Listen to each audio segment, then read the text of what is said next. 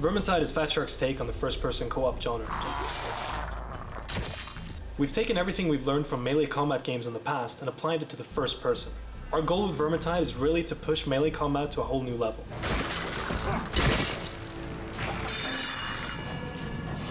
Something that is really important in first-person games is that you feel connected with whatever you're fighting against, especially in melee combat. So we put a lot of work into animations, effects, sounds and stuff like that to make sure that you really feel the impact of each blow.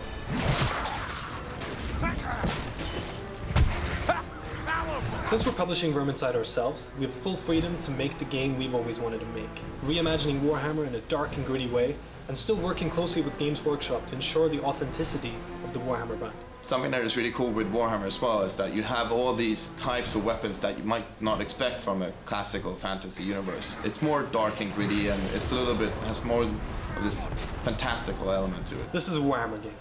In Warhammer, an elf would never use a dwarf sword, and we've reflected that in the types of weapons that our different heroes can use. We wanted to create a set of weapons which has something for everybody. If you like big warhammers and sending enemies flying away, we've got hammers for you. If you like chopping enemies apart, there are axes, daggers, blades, and all sorts.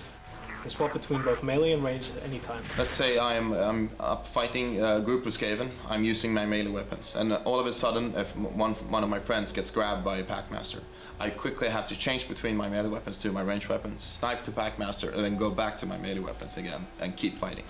Because going up close and personal with a rat ogre is going to lead to bad results. We want you to be really agile. We want you to be able to react to any situation. The combination of all these systems lets us take melee combat to the next level. Completing a level in Vermintide gives you a set of loot dice. Upon rolling these, you'll get certain loot. This allows you to deck out your characters with brand new weapons and trinkets.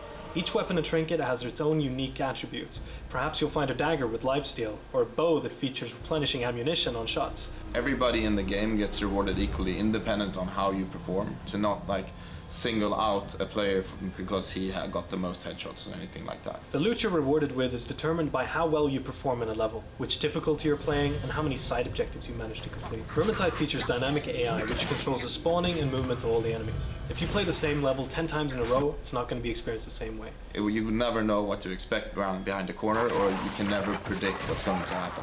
Vermintide is not a game about killing the most Skaven, it's a game about surviving, and surviving together with your friends.